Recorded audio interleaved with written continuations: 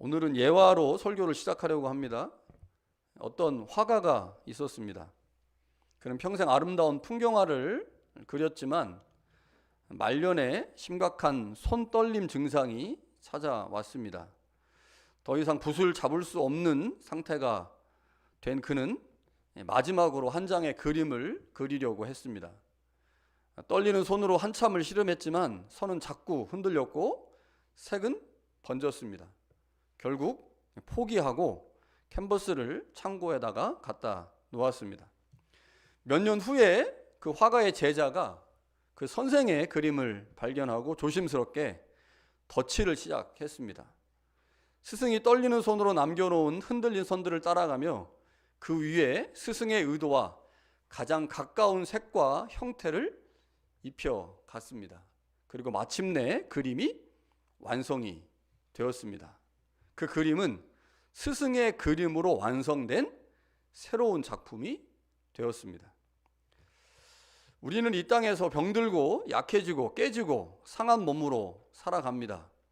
그러나 그 약한 몸으로 그려간 삶은 하나님께서 새로운 몸을 입히기 위한 밑그림입니다. 그러니까 우리가 이 땅에서 병들고 약하고 깨지고 상한 몸으로 살아가는 그 삶은 손이 떨린 스승이 남겨놓은 밑그림이죠. 그 밑그림 위에 제자가 새로운 작품으로 그림을 완성한 것처럼 하나님은 우리의 밑그림 위에 그림을 그려 작품을 완성합니다. 하나님이 완성하시는 그 작품, 그것이 바로 부활의 몸입니다. 우리가 이 땅에서 연약한 몸으로 살아낸 삶, 그것은 장차 하나님 안에서 영광스러운 몸으로 완성이 되는데, 바울이 오늘 본문에서 그 점에 관해서 아주 자세하게 설명을 하고 있습니다. 바울은 고린도전서 15장에서 부활에 관해서 설명하면서 질문을 던지고 그 질문에 대한 답을 제공하는 방식으로 문제를 풀어갑니다. 자, 이미 우리가 12절에서 질문을 살펴봤죠? 자, 12절에서 질문했던 바울이 35절에서 다시 한번 질문을 하는데요. 두 개의 질문을 던집니다. 첫 번째 질문은 죽은 자들이 어떻게 다시 살아나느냐, 죽은 자의 부활에 관해서 질문을 하죠. 바울은 이 질문에 대해서 이미 답을 했습니다. 우리가 지난주까지 살펴본 거죠. 두 번째 질문은 그러면 어떠한 몸으로 오느냐입니다. 이 두 개의 질문은 서로 연결되어 있습니다. 죽은 자가 어떻게 다시 살아나느냐, 죽은 자가 부활할 수 있느냐라고 질문했어요. 그러면 자연스럽게 어떤 질문이 따라오냐면 어떻게 부활합니까? 어떤 몸으로 부활합니까? 어떤 상태로 부활합니까? 라고 물어보죠. 그러니까 두 번째 질문인 어떠한 몸으로 오느냐라고 하는 질문은 부활의 형태에 관한 질문입니다. 자, 두 가지를 질문을 했어요. 죽은 자가 살아날 수 있습니까? 예, 살아날 수 있습니다. 부활의 첫 열매이신 예수님이 살아나셨고 그 예수 그리스도 안에 있는 자들은 주님과 같이 부활합니다. 그러면 어떻게 부활합니까?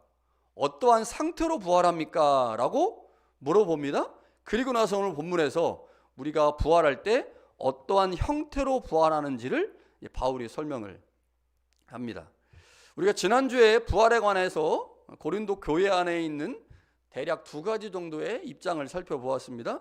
첫 번째는 죽은 자의 부활을 완전하게 부정하는 거죠.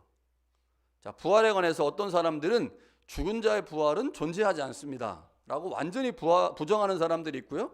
또 다른 하나는 부활을 인정하긴 하되 부활을 오해하는 겁니다.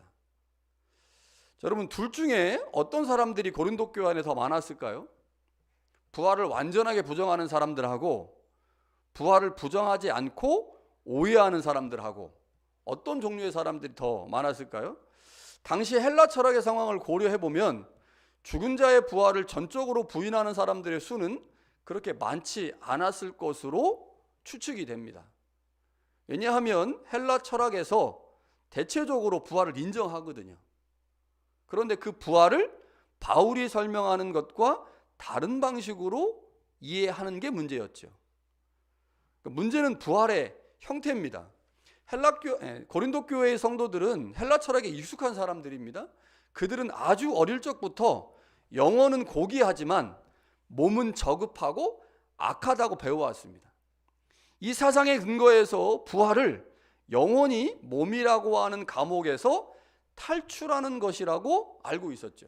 그러니까 부활이 뭐냐면 영혼이 육체라고 하는 감옥에 갇혀 사는데 그 감옥에서 탈출하여 몸을 벗어난 상태, 그것이 부활이고 그것이 구원이다 라고 생각하며 그렇게 배워온 거죠.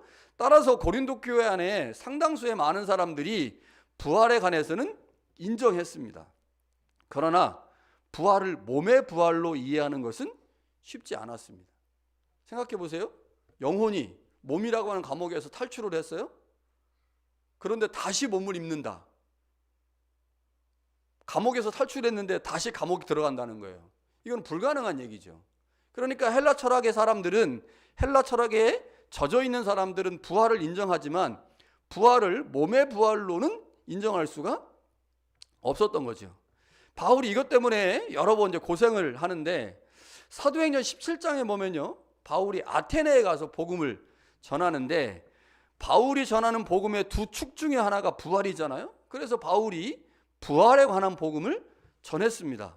그랬더니 그 당시 사람들의 반응, 이 아테네 사람들의 반응이 나오는데 이렇게 반응을 해요.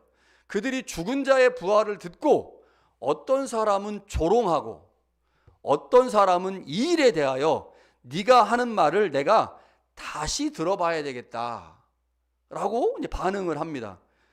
그래서 바울이 그들 가운데서 떠났다. 무슨 말입니까? 바울이 부활의 복음을 설명을 했는데 그 부활의 복음이 아테네 사람들에게 전혀 속된 말로 먹히지가 않는 거예요. 설명해봤자 아무 소용이 없는 거죠. 그래서 바울이 여기서 복음을 전하는 것, 이 부활이라고 하는 것이 헬라 사람들에게 얼마나 거리끼는 거고 얼마나 받아들이기 어려운 주제라는 것을 바울이 알게 된 거죠. 그래서 그 헬라 철학자들을 떠나는데 바울이 아테나에서 몸의 부활을 전하던 중 논쟁했던 사람들이 누구냐? 학자들의 말에 의하면 스토아 철학자들이라고 말합니다. 그러니까 스토아 철학자들하고 한번 붙은 거예요. 이 부활에 관해서. 그런데 바울이 그들에게 복음을 전하면서 조롱을 받았거든요. 그래서 떠날 수밖에 없었죠. 그러니까 이 헬라 사람들에게 죽은 자의 부활, 특히 몸의 부활은 쉽지 않은 주제였습니다. 받아들이기가 너무너무 어려운 주제였죠. 자, 이런 것들을 고린도 교회로 가져와 보면 고린도 교회 안에 있는 많은 교인들도 부활에 대해서는 인정했지만 그 부활을 몸의 부활로 인정하는 것은 결코 쉽지 않았을 것이다 라고 우리가 추측을 할 수가 있죠. 자, 이러한 상황을 바울이 너무너무 잘 알고 있습니다. 그래서 부활을 설명하면서 이 몸의 부활을 아주 논리적이고 체계적으로 설명을 하려고 하는데 그 정확한 근거가 필요하잖아요. 부활을 설명하기 위해서 그 바울이 가져온 근거가 뭐냐? 창조신학입니다. 창조에 관한 이야기를 가지고 이제 부활을 논리적으로 설명을 하려고 하는데 핵심이 되는 구절은 38절입니다. 38절에 이렇게 되어 있어요. 하나님이 그 뜻대로 그에게 형체를 주시되 각 종자에게 형체를 주시느니라. 이게 핵심입니다. 하나님이 모든 만물을 창조하실 때 그 모든 창조물에 형체를 주셨다는 거예요. 형체가 존재하지 않는 창조물은 창조물이 아닙니다. 하나님의 창조가 아니라는 거죠. 하나님이 세우신 창조의 질서의 핵심이 뭐냐? 모든 창조물에게 형체를 주셨다는 점입니다. 자, 다양한 방식으로 설명해요. 육체라고 설명하기도 하고 형체라고 설명하기도 하고 영광이라고 설명하기도 하지만 서로 다른 용어를 쓰고 있지만 핵심은 뭐냐? 하나님은 만드신 모든 존재에게 서로 다른 형체를 주셨다는 점입니다. 그러면서 말하죠. 42절에 죽은 자의 부활도 그와 같다. 그러니까 우리가 하나님의 창조의 질서에 따라 형체를 부여받았잖아요. 그러면 죽은 자가 부활한 이후에, 부활 이후에는 어떠냐? 부활 이후에도 형체를 갖는 것이 맞다는 거죠. 만약 죽음 이후에, 부활 이후에 우리가 형체를 갖지 않는다면 하나님의 창조의 질서를 벗어난다는 겁니다. 우리가 하나님의 창조의 질서 안에 여전히 머물고 있다고 하는 것을 보여주는 가장 중요한 증거가 뭐냐면 우리가 죽음 이후에 부활을 하게 되고 그 부활은 몸의 부활이라는 거죠. 그러니까 바울은 이 몸의 부활을 창조의 원리에 따라서 설명을 하는 겁니다. 하나님께서 모든 창조물에게 형체를 주셨듯이 사람에게도 형체를 주셨죠. 사람은 처음 창조될 때 몸이라는 형체가 있었습니다. 또한 죽음과 함께 경험하는 부활 이후에도 역시 몸이라는 형체가 주어진다는 거죠. 바울은 이 창조신학을 근거로 하여 죽은 자가 부활할 때 반드시 형체를 갖게 된다. 그래서 부활은 몸의 부활이다 라고 말씀을 합니다. 자, 이 몸의 부활은 우리가 믿고 있는 복음과 연결되어서 우리의 구원에 직접적인 영향을 주는 매우 중요한 주제입니다. 자, 몸의 부활을 잘 이해하려면 42절부터 44절의 말씀을 이해해야 되는데 바울이 죽은 자의 부활을 어떤 방식으로 설명하느냐 이렇게 설명해요. 썩을 것으로 심고 썩지 아니할 것으로 다시 살아난다. 자, 여기서 이제 썩는다고 하는 말은 우리의 육체가 이제 흙에서 왔기 때문에 이런 표현을 한 거죠. 욕된 것으로 심고 영광스러운 것으로 다시 산다. 자, 욕되다고 하는 표현은 아마 헬라 사람들, 고린도 교회 교인들의 마음을 이해하면서 쓴 용어 같아요. 약한 것으로 심고 강한 것으로 다시 살아난다. 육의 몸으로 심고 신령한 것으로 다시 살아난다. 자, 똑같은 패턴이죠. 썩을 것으로 심고 썩지 아니할 것으로, 욕된 것으로 심고 영광스러운 것으로, 약한 것으로 심고 강한 것으로, 육의 몸으로 심고 신령한 몸으로 살아난다. 자, 우리가 추구하는 것은 썩지 아니하는 몸, 영광스러운 몸, 강한 몸, 신령한 몸인데 이 몸이 어떻게 나와요? 이 몸이 우리의 옛 육체와 연결되어 나온다는 거죠. 다시 말하면 우리가 육의 몸으로 심지 않으면 그 어떤 경우에도 신령한 몸으로 다시 살아나는 일은 없습니다. 신령한 몸으로 살아나려면 반드시 육의 몸으로 무엇인가를 심어야 되죠. 모든 나무의 열매는 씨가 결정합니다. 사과나무에 씨를 심으면 사과나무의 열매가 맺어지는 거죠. 신령한 몸을 얻으려면, 신령한 몸이라고 하는 열매를 맺으려면 반드시 육의 몸으로 심어야 된다는 거예요. 육의 몸으로 심지 않으면 신령한 몸이라고 하는 결과도 없다는 거죠. 몸의 부활입니다. 그런데 그 몸의 부활, 그 몸이 중요한데 그 몸은 육의 몸의 결과라고 하는 거죠. 그래서 이 몸이 중요합니다. 몸의 부활의 핵심은 몸을 어떻게 이해하느냐, 그것인 거죠. 부활은 그리스도의 죽음과 함께 복음의 핵심이죠. 예수 그리스도의 복음은 예수님의 죽음과 부활이라고 하는 두 개의 축으로 이루어져 있습니다.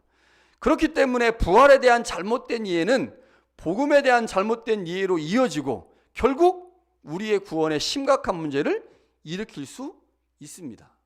자, 이것을 오늘 이 두 가지 상황에서 좀 살펴보려고 하는데요. 고린도 교회의 상황과 오늘 우리의 상황입니다. 자, 먼저 고린도 교회의 상황을 볼까요? 고린도 교회 안에는 플라톤의 이원론에 근거해서 부활은 인정하지만 몸의 부활을 인정하지 않는 사람들이 많았습니다. 플라톤의 이원론에 근거해서 부활을 인정해요.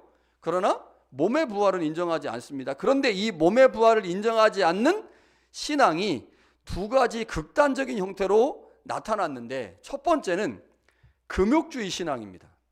자, 영혼은 선하지만 몸은 악한 존재이기 때문에 이 신앙을 가진 사람들은 몸의 모든 욕구를 죄악시합니다.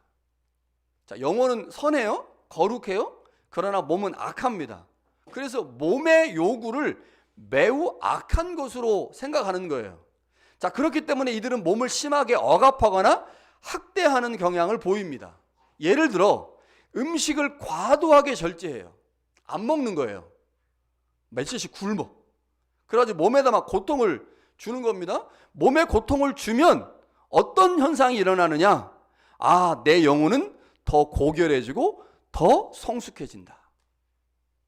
왜냐면 내가 욕심을 부릴 때 그 욕심은 주로 어디서 나와요? 몸에서 나온단 말이에요. 성욕이든 식욕이든 무욕이든 성취욕이든 다 몸에서 나오는데 그 몸에 고통을 주면서 그 몸을 못 살게 구르는 거예요. 그러면서 내 안에 뭐가 느껴지냐면 아, 내 영혼은 더 거룩하고 고결하고 성숙해진다라고 생각하는 거죠. 이 사람들은 결혼을 거부합니다. 성적이고 육체적인 즐거움 자체를 죄악스럽게 여겨요. 육의 고통을 가하면서 영혼과 육체가 분리된다고 느끼는 거예요. 육체의 고통을 가하니까 아, 내 육체는 지금 너무너무 고통스럽지만 이 육체의 고통으로 인하여 내 영혼은 자유하다. 내 영혼은 행복하다. 이렇게 느끼는 거죠. 그러다 보니까 육체의 고통을 가하는 일에 더 즐거움을 느끼는 겁니다. 그러면서 육체와 영혼을 분리시키고 그렇게 분리된 그 상태를 구원에 도달해 가는 과정이라고 생각하는 겁니다. 또 다른 하나는요, 영주주의 신앙입니다. 영주주의는 금욕주의와 같이 헬라의 이혼론의 영향을 받았지만 그 양상은 매우 다르게 나타납니다. 그러니까 금욕주의는 몸을 학대함으로 그 몸에서 영혼이 분리됨으로 구원을 받았다, 구원에 이르렀다라고 생각하는 거라면 영주주의는 반대예요. 자, 몸이라고 하는 감옥에 갇힌 자아가 영혼이 이제 해방이 되는 것이 구원인데, 그러면 영혼이 이 몸의 감옥으로부터 해방되기 위해서는 뭐가 필요하느냐? 지식이 필요하다고 얘기했어요. 지식이 우리 안에 들어와서 영혼이 그 지식으로 말미암아 깨달음을 얻게 되면 그 영혼이 몸에 갇혀 있지만 몸으로부터 분리되어 구원에 이르는 과정 가운데 있다라고 생각하는 거예요. 그러니까 금욕주의와 완전히 반대인 거죠. 자, 여러분, 우리가 잘 알고 있는 이단 중에 구원파가 있거든요. 이 구원파 이단의 가장 중요한 특징이 뭐냐? 깨달음입니다. 깨달음.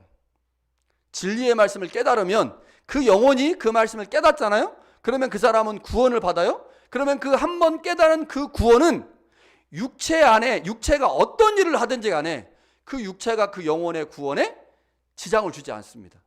그래서 구원파들은 한 번 깨닫잖아요. 그래서 구원에 이르지 않습니까? 그러면 육체가 타락의 현장에 있어도 그 육체가 영혼의 구원에 지장을 주지 않기 때문에 아무 일이나 막 합니다. 비윤리적인 삶을 살아가요. 이게 구원파거든요. 그러니까 구원파가 어디서 나왔느냐? 영주주의에서 나왔습니다. 몸은 본래부터 껍데기고 악한 것이기 때문에 영혼이 하나의 지식을 통해 깨달음을 얻으면 영혼은 이미 구원의 상태에 들어간 거예요. 몸 안에 갇혀 있지만 구원의 상태에 들어갔습니다. 따라서 깨달음을 얻은 영혼은 구원에 도달했고, 그 도달한 영혼은 몸으로 어떤 행동을 해도 구원이 포기되거나 취소되지 않는 거죠. 그러니까 한번 구원에 도달한 영혼은 몸의 행위에 전혀 영향을 받지 않게 되기 때문에 몸을 도덕적 방종에 빠지게 해도 상관없다. 그래서 막 비윤리적인 행동들을 막 하는 거예요. 한쪽은 금욕주의로 몸을 막 억압하고 몸을 괴롭히고, 한쪽은 몸이 하는 모든 것에 대해서 자유로운 겁니다. 여러분, 고린도 교회 안에 뭐 아들이 계모하고 성관계를 맺고 법정에 가가지고 막 서로 막 논쟁하고 문제가 생기고, 그 다음에 고린도 7장 같은 데 보면 결혼을 하지 않고 이런 게 나오잖아요.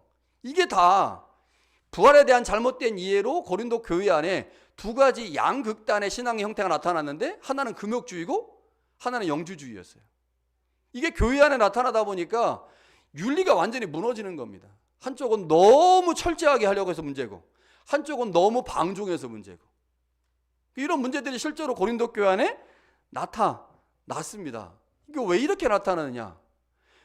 복음의 핵심 중에 하나가 부활인데 그 부활을 몸의 부활로 이해해야만 우리의 몸으로 하는 그 일의 중요성과 가치를 부여하거든요. 그런데 몸의 부활로 부활을 이해하지 않으니까 우리의 몸으로 하는 그것에 대한 가치가 부여되지 않는 거예요.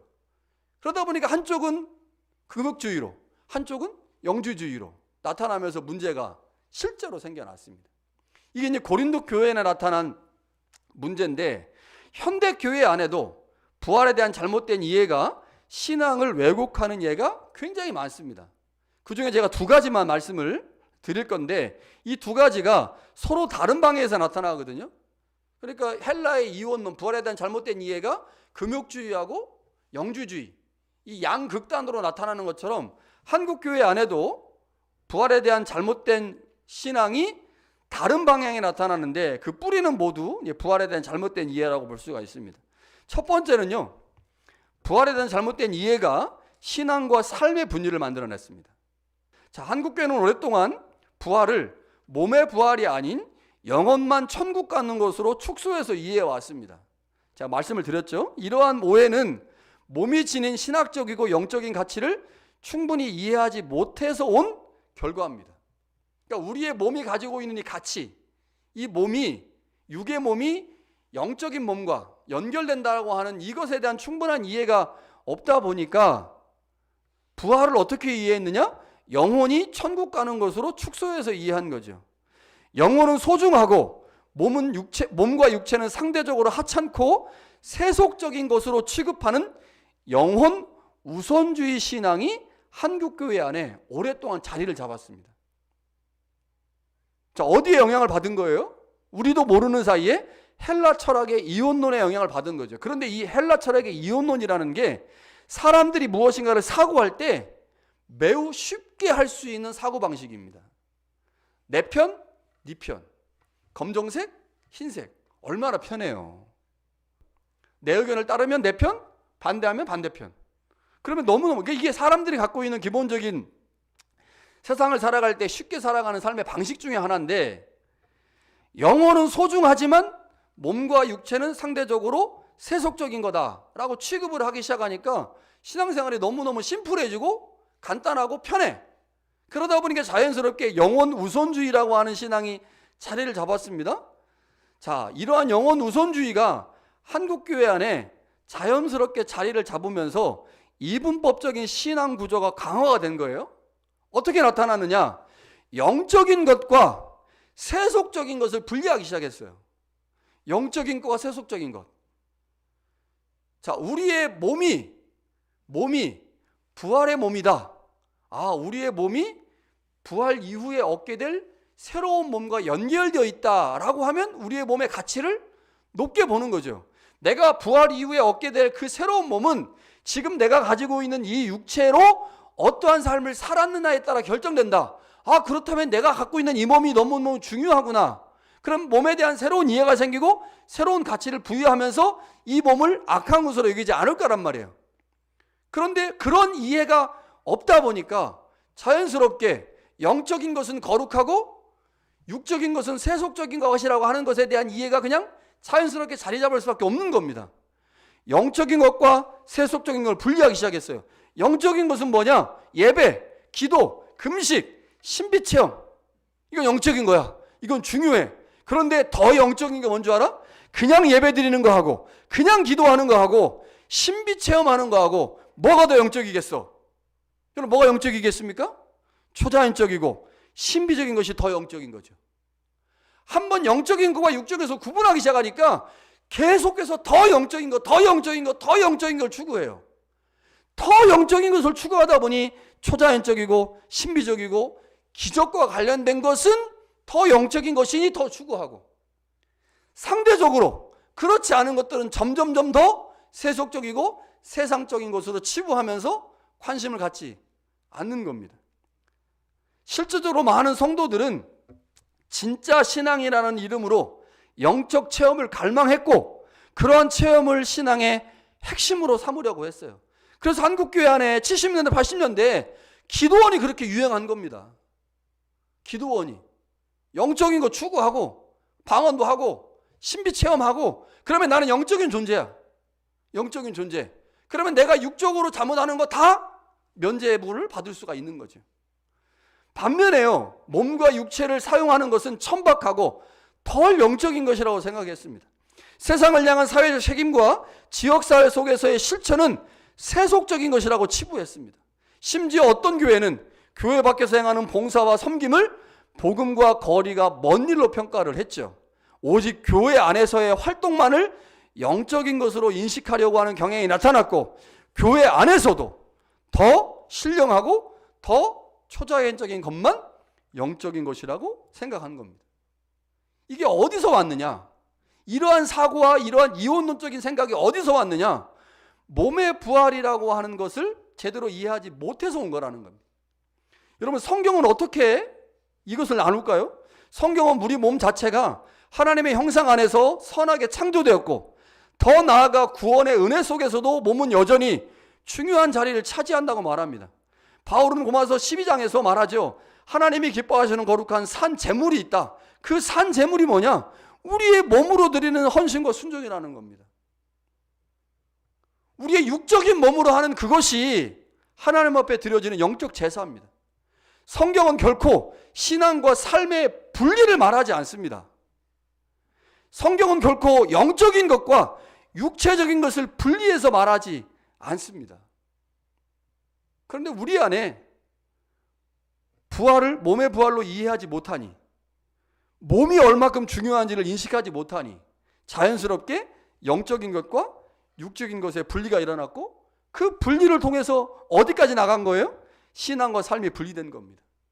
교회에서 하는 것은 거룩하고 세상에서 하는 것은 거룩하지 않고, 이러한 잘못된 신앙 구조가 어디서부터 시작됐느냐? 부활에 대한 잘못된 이해에서 시작된다는 거죠. 여러분, 이렇게 세상과 교회를 분리시키고 영적인 것과 세속적인 것을 분리시키고 몸과 영을 분리시켜서 신앙생활을 하는 것, 이게 건강한 신앙생활입니까? 여러분, 이렇게 신앙생활 해보세요. 이 사람 구원을 받을 수 있다고 확신할 수 있습니까? 없어요. 본인은 확신에 차겠죠. 그러나 이게 정말로 하나님이 원하시는 구원인가? 라고 질문하실 때 퀘스천 마크가 생깁니다. 이 문제가 어디서 시작됐느냐? 부활에 대한 잘못된 이해에서 시작됐다는 거예요. 그러니까 우리도 모르는 사이에 그냥 우리 안에 자리 잡은 거예요. 우리도 모르는 사이에. 이 신앙과 삶의 분리 현상이 도대체 어디서 시작됐느냐? 복음에 대한 잘못된 이해에서 시작됐는데, 더 특별하게 말하면 부활에 대한 잘못된 이해에서 시작됐다는 거죠. 그러니까 우리가 이 부활을 몸의 부활로 이해하고, 이 부활이 추구하는 이 몸이라고 하는 것의 가치를 얼만큼 인정하고 알아가느냐가 우리의 신앙의 방향을 새롭게 결정할 수 있다는 겁니다. 또 다른 하나는요, 잘못된 부활 이해가 몸의 부활을 물질적 번영으로 오해하게 만들었어요. 자, 고린도 교회의 문제는 부활을 몸의 부활이 아닌 영혼의 부활로 오해한 거죠. 자, 고린도 교회는 몸의 부활이 아니라 영혼의 부활이라고 생각했어요. 그러나 현대교회는 반대 문제를 갖고 있습니다. 어찌됐든 간에 현대교회는 고린도 전서를 통해서 성경의 가르침을 보니, 야, 부활은 몸의 부활이야. 그래서 몸의 부활로 이해하는 데는 성공을 했습니다.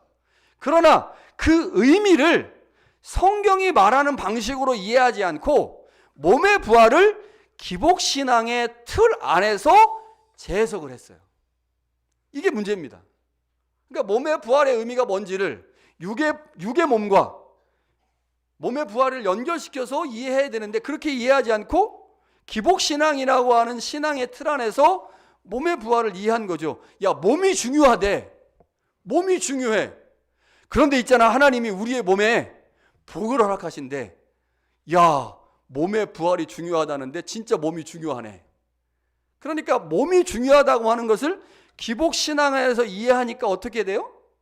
야, 몸의 부활이라고 하는 것은 우리의 몸으로 무엇인가를 심으면, 순종을 심으면 그 순종의 열매로 새로운 몸이 부활을 하게 되고 그 몸을 얻게 돼. 이렇게 이해해야 되는데, 그것이 아니라 우리의 몸이 하나님의 복으로 형통해지거나 부유해지는 것, 그렇게 해서 우리의 몸이 하나님 안에서 소중하게 다루어지는 것, 야, 이게 몸의 부활의 의미야 라고 이해한 거죠.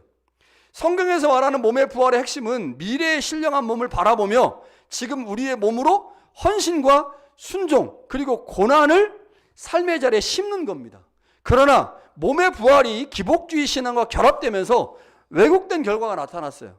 몸의 부활을 미래의 영광스러운 몸을 위한 현재의 몸의 헌신으로 이해하지 않고 몸의 부활을 부활의 능력이 우리의 몸에 나타남으로 우리의 몸이 건강하고 우리의 몸이 재물을 많이 얻고 우리의 몸이 성공하는 것이 몸의 부활의 바른 의미다라고 이해한 겁니다. 철저하게 몸의 부활을 하나님이 우리 몸에 부어주시는 은혜라고 하는 관점에서 이해한 겁니다. 기복신앙으로 인해 우리의 몸의 부활을 지금 나의 몸이 잘 되고 성공하는 것으로 이해한 거죠. 결국 하나님이 내 몸에 건강과 재물과 복을 부어주시는 것은 내 몸에 건강과 재물과 성공을 부어주시는 것은 내가 나중에 새로운 몸을 입게 될 텐데 그 새로운 몸을 입게 되는 가장 강력한 증거가 뭐냐? 지금 내 몸에 부유가 임하면, 내 몸에 건강이 임하면, 내 몸에 성공이 임하면 그것이 바로 내가 장차 입게 될 몸의 부활의 증표다라고 이해한 겁니다. 충분히 가능하죠? 그렇게 생각할 수 있습니다.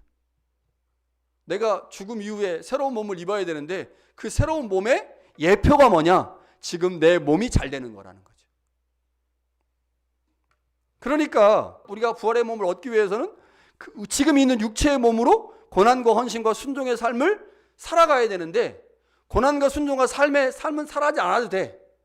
우리의 나중에 부활체 새로운 몸은 어떻게 입을 수 있느냐? 우리의 몸에 건강과 재물과 성공이 부어지면 그것이 바로 새로운 몸을 입게 되는 증거다라고 이해를 하니 당연히 몸의 부활에 담긴 고난과 헌신과 순종의 삶은 사라지고 만 거죠.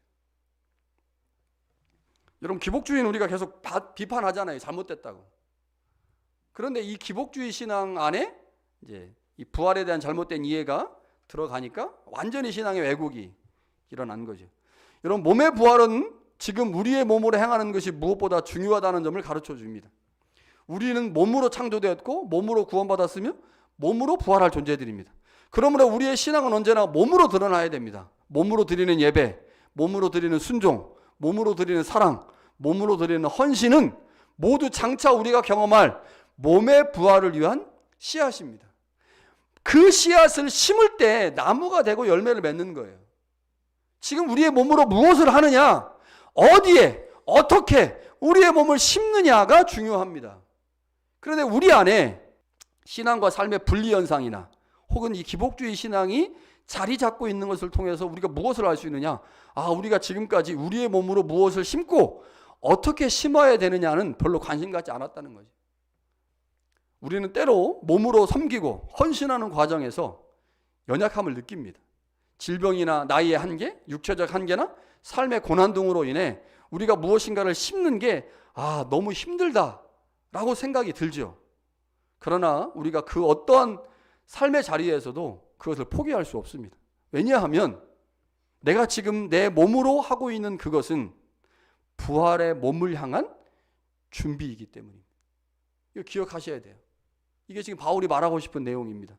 우리의 몸으로 심는 눈물과 섬김, 고난과 충성 하나도 헛되지 않을 것입니다. 하나님은 우리의 눈물과 애씀, 고난과 충성을 헛되게 하지 않으십니다. 하나님은 우리가 이 땅에서 연약한 몸으로 그려놓은 삶의 밑그림을 기억하시고 그 삶의 밑그림 위에 새로운 그림을 그리실 것입니다. 우리의 그림이 비록 떨리고 번지고 부족해 보일 수는 있습니다.